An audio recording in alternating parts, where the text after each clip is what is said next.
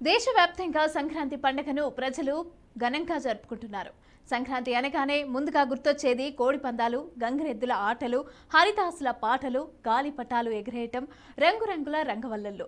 ఇక సంక్రాంతి నెల రోజుల ముందు నుంచే గంగిరెద్దులు ఆడించేవారు. హరిదాసులు ఆటపాటలతో ఇంటింటికి తిరుగుతూ భిక్షాటన చేస్తూ ఉంటారు. సంక్రాంతి పండగ అంటే ఏమంటి? సంక్రాంతిని పెద్ద పండగ అని ఎందుకు అంటారు? అలాగే సంక్రాంతి పండుగను ఎన్ని రోజులు జరుపుకుంటారు? అసలు సంక్రాంతి పండగ విశిష్టత ఏంటి? ప్రపంచవ్యాప్తంగా సంక్రాంతి పెద్ద పండగ అని ఎలా అయ్యింది? ఇప్పుడు చూద్దాం.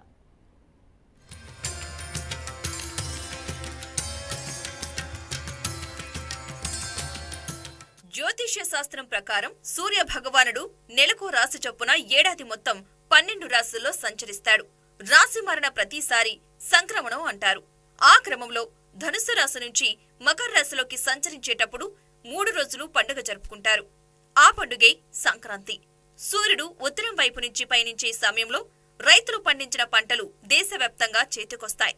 ఈ సందర్భంగా వేడుకలు ఘనంగా నిర్వహిస్తారు. ఒక్కో రాష్ట్రంలో ఒక్కో పేరుతో ప్రజలు సంక్రాంతి పండుగను జరుపుకుంటారు.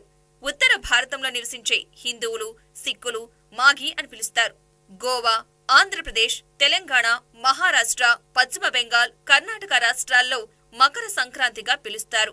మధ్య భారతదేశంలో సుకరాత్, అస్సాంలో మగబిహు అంటారు. తమిళనాడులో కొత్త బియ్యంతో పొంగలి చేసి నైవేద్యం పెడతారు. అందుకే పొంగల్ అని పిలుస్తారు.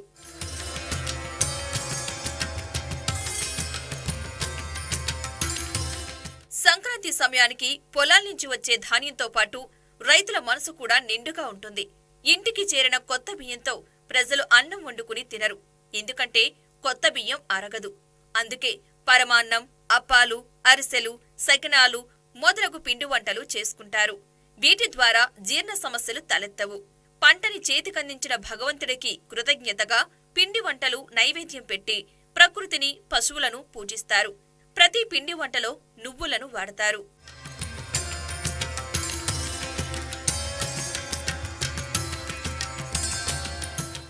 సంక్రాంతి పండుగను ప్రత్యేకంగా 3 రోజుల పాటు జరుపుకుంటారు. మొదటిగా భోగి జరుపుకుంటారు. భోగి అంటే భోగభాగ్యాలను అనుభవించే రోజు అని అర్థం. ఈ రోజు ఉదయం తెల్లవారుజామునే నిద్రలేచి భోగి మంటలు వెలిగిస్తారు. భోగిని ఆ కాలంలో ఉండే చలిని పాలద్రోలడానికి జరుపుకుంటారు. వేడితో ఉత్తరాయణ సూర్యుడు రాబోతున్నాడనే సంకేతంతో దక్షిణాయంలో ఉండే నిద్ర, బద్ధకాన్ని తొలగించాలని చీకటితోనే భోగిమంట వేస్తారు.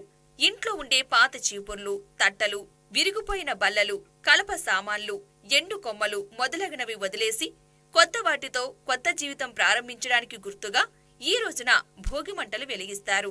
అలాగే సాయంత్రం పూట ప్రతి ఇళ్లలోని స్త్రీలు, చిన్నపిల్లలు బొమ్మల కొలువును ఏర్పాటు చేస్తారు.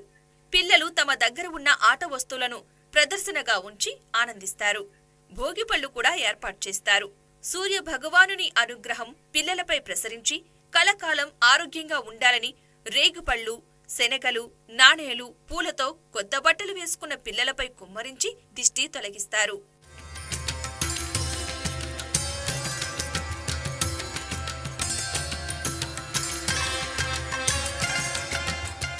రెండవ రోజున సంక్రాంతి నాడు పాలు పొంగించి మిఠాయిలు తయారు చేస్తారు.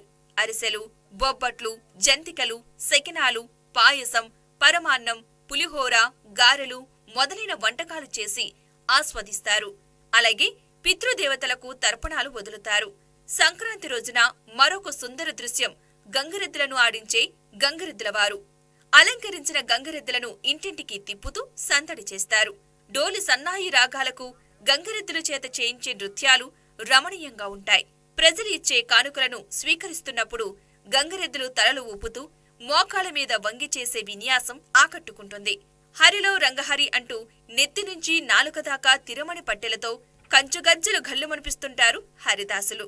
చేతుల్లో చిరుతలు కొడుతూ తలపై రాగిపాత్ర కదలకుండా పెట్టుకుని అబ్బురపరుస్తూ ఉంటారు.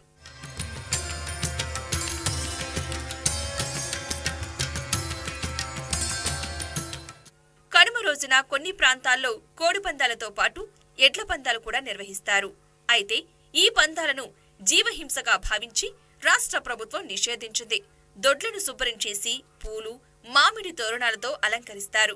పశువులకు కుంకుమ బొట్లు పెట్టి మెడలో పూలదండలు వేసి ప్రత్యేకంగా అలంకరించి గోపూజ నిర్వహిస్తారు. రైతులు తమ పంట చేల వద్ద ఇంట్లో వండిన పులగాన్ని పంటలపై చల్లుతారు. ఈ ఆచారం పూర్వకాలం నుంచి వస్తోంది. కొందరు వనభోజనాలను నిర్వహిస్తూ ఉంటారు. కనుమ నాడు మినుము తినాలనే నానుడిని కూడా ఆచరిస్తారు. దక్షిణ భారతదేశంలోని ప్రజలు ఈ పండుగను 3 రోజుల పాటు జరుపుకుంటారు. ఉత్తర భారతదేశం వారు మాత్రం 2వ రోజైన మకర సంక్రాంతి లేదా లోరీని మాత్రమే జరుపుకుంటారు. అలాగే కనుమ రోజున ప్రయాణాలు చెయ్యకపోవడం సాంప్రదాయంగా భావిస్తారు.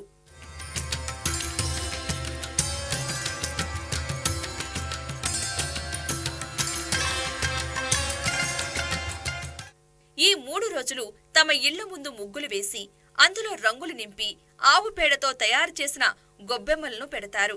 వయసుతో సంబంధం లేకుండా ఉత్సాహంగా గాలిపటాలు ఎగరవేస్తూ ఉంటారు. ముఖ్యంగా గుజరాత్లో ఈ గాలిపటాల పండుగను ఘనంగా నిర్వహిస్తారు. కనుమ మరుసటి రోజును ముక్కనుమగా భావిస్తారు. పండుగ అనంతరం ఇతర దేశాలు, రాష్ట్రాల నుంచి పల్లెలకు వచ్చిన వారు సంవత్సరానికి సరిపడేంత సంతోషాన్ని మూటకట్టుకుని పట్నానికి పయనమవుతారు.